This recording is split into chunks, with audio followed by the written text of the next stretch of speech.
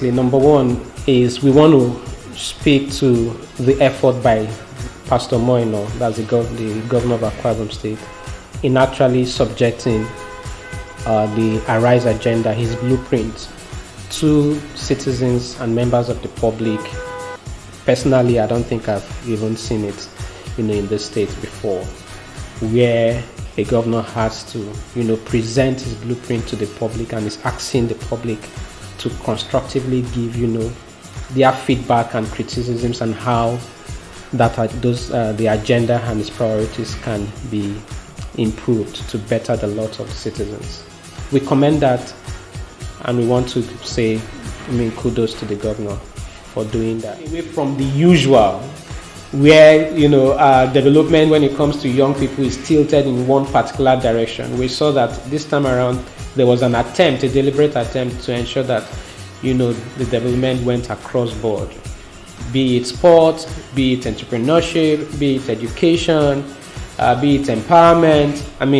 There were elements of all of this. We also commend the effort that I've heard him say that is going to keep this team of resource persons, with which he's going to work with to ensure that whatever it is that is finalized as a roadmap, from that agenda, that this team will be there to work with him to ensure that it is implemented to the latter.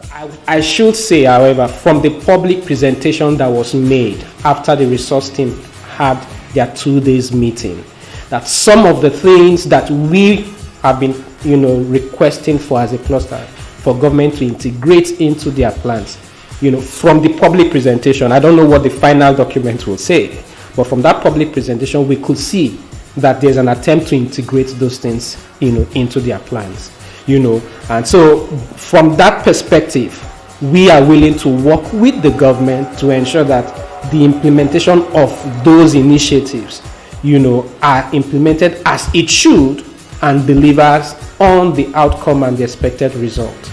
But even on the plans of government that may not have necessarily been our own key issue before now.